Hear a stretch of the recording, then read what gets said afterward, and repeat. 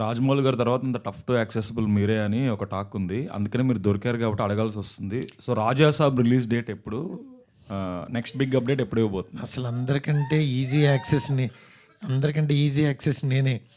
నా ఆఫీసు ఇది అలా ఏం లేదండి, మన చేతుల్లో ఏం లేదు, అది వచ్చినప్పుడు వస్తుంది.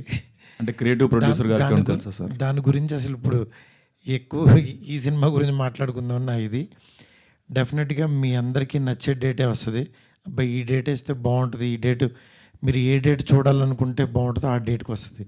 ఆప్షన్స్ అని చెప్తారా సార్? అయితే చాలా మంది ఈవెన్ ప్రభాస్ గారి ఫ్యాన్స్ కూడా wants to know why are you keeping that film so low profile? అంటే ప్రొడక్షన్ హౌస్ నుంచి కానీ మీ నుంచి కానీ జస్ట్ ఒక సింగిల్ పోస్టర్ తప్ప నో సింగిల్ అప్డేట్. ఏదో మేము రాసుకోవటమే సినిమా ఎలా అవుతుందో మీరైతే చెప్పట్లా.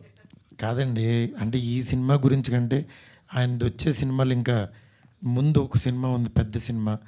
ఆ సినిమా యాక్చువల్గా దాని గురించి ఎక్కువ మాట్లాడుకోవాలి, ఎందుకంటే అది అందరూ చూడాలి.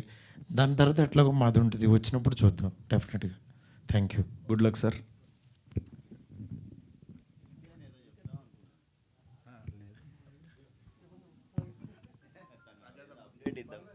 ఆర్డర్లో వస్తాయి కదా ఏదైనా. మొన్నటి వరకు సలార్ ఉంది, సలార్ తర్వాత ఇప్పుడు ప్రాజెక్ట్ కేరళకి. సో ఆ తర్వాత ఆయన విజృంభిస్తారు.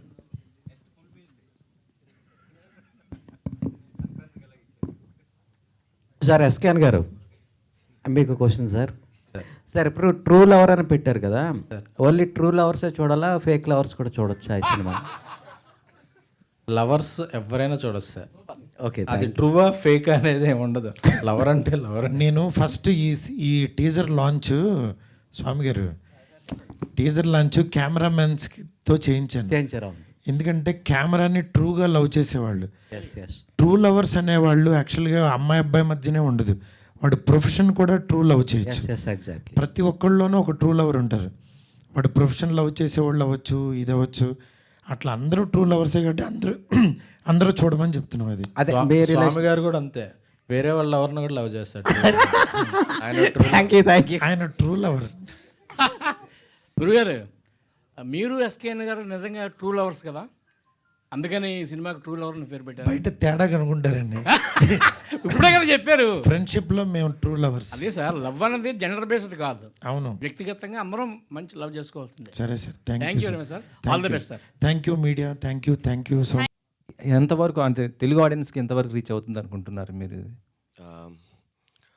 హోపే ఉంది. ముందుగానే సారీ, నాకు తెలుగు అంత బాగా రాదు, కానీ మేనేజ్ చేసుకోవచ్చు. ఎందుకంటే దీనికి ముందు తెలుగు అయినా తమిళ అయినా ఎమోషన్ మాత్రం ఒకటే కదా. అదే హోప్ ఈ సినిమా వర్కౌట్ అవుతుందని. సో స్ట్రైట్ తెలుగు మూవీస్ ఏమైనా చేసే అవకాశం ఉంటుందా? ఒకవేళ ఎవరైనా అప్రోచ్ అవుతే ఎట్లా? ఇంతవరకు రాదండి. మేమే చెప్దాం అనుకోండి. ఓ, త్వరలో మీ బ్యానర్లోనే రావచ్చు అని చెప్తాం. మంచి కథ వస్తే ఆయనకి అప్రోచ్ అవ్వాలని తప్పకుండా చేస్తాం. ఓకే అండి. గౌరీప్రియ గారు, ఇది మీకు సెకండ్ ఫీలింగ్ అనుకోండి తెలుగులో? థర్డ్.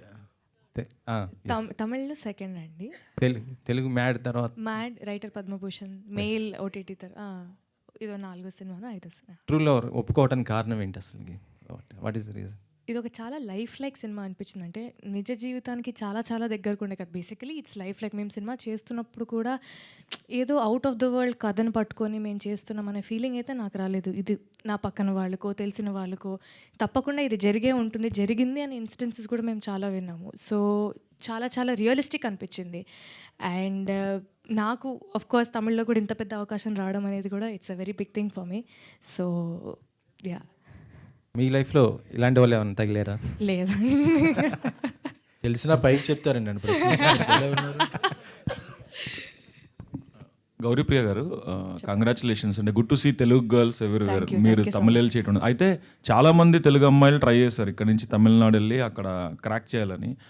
వాళ్ళు క్రాక్ చేయలేకపోయిన ఫార్ములా మీరు ఎలా క్రాక్ చేయగలిగారు? తెలియదండి, జస్ట్ దేవుడు అవకాశం వచ్చింది, వెళ్ళి చేశాను అంతే. నేనేదో కొత్తగా ఏదో ఫార్ములా ఏదో స్ట్రాటజీ వేసుకొని అలా ఏం లేదు. నేను తెలుగులో మెయిల్ అని ఒక సినిమా చేశాను, ఆహాలో ఉంది ఓటీటీలో. అది చూసి నాకు మోడర్న్ లవ్ చెన్నై అవకాశం వచ్చింది, అది చూసి నాకు ఈ అవకాశం వచ్చింది. సో జస్ట్ అలా మౌత్ ఆఫ్ వర్డ్ స్ప్రెడ్ అయ్యి వచ్చింది. ఇక్కడ ఎలా ఉంది? How are people receiving? ఇక్కడ మీరు లీడ్గా ఇక్కడే సినిమాలో కనిపించట్లేదు ఇంకా. మ్యాట్ చేశాను. దానికంటే ముందు రైటర్ పద్మభూషణ్లో I play the second lead. ఇప్పుడు నెక్స్ట్ చేయబోతున్నాను. So okay, congrats. Thank you అండి. Yeah, hi Prabhu Garu. This is Madhav. Hello, hi. So, what inspired to write this true lover story, and whose story is this? It's everybody's story. So, the inspiration is just all the relationships that I've seen in my life. All the relationship has this aspect, and where this power dynamics between the couple is very common in all the relationships, and one person wants one thing, the another person wants another thing, so there's always conflict. And I think love doesn't come without conflict. So Yes, I yes. think real life is the inspiration for this film. Yeah, the teaser is looking promising, and all the best. Thank you. Hi రకన్ bro. Hi. మీరు ఎక్కడ కడితే అక్కడ ఉన్నారు, acting చేస్తున్నారు, writing చేస్తున్నారు.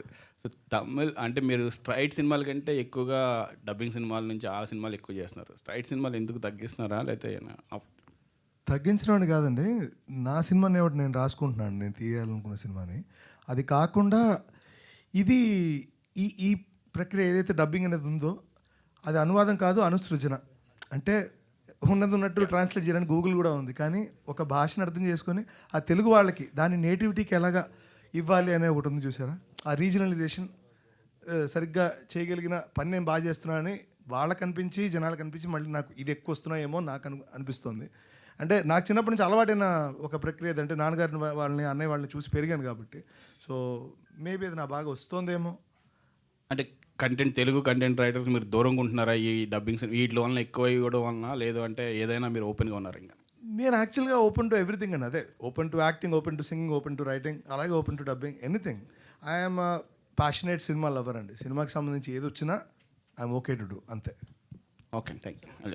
మనకన్నా yes sir. Hi. Hi. Welcome to Hyderabad, welcome to Telugu. Thank you. So how you feel? ఈ సినిమా ఇంతకుముందు ఆ గుడ్ నైట్ చూసాం. సో ఈ సినిమాకి వచ్చేటప్పటికి స్ట్రగుల్ ఎలా ఫీల్ చేశాను? I saw the teaser, it's very good. Yeah. So how you?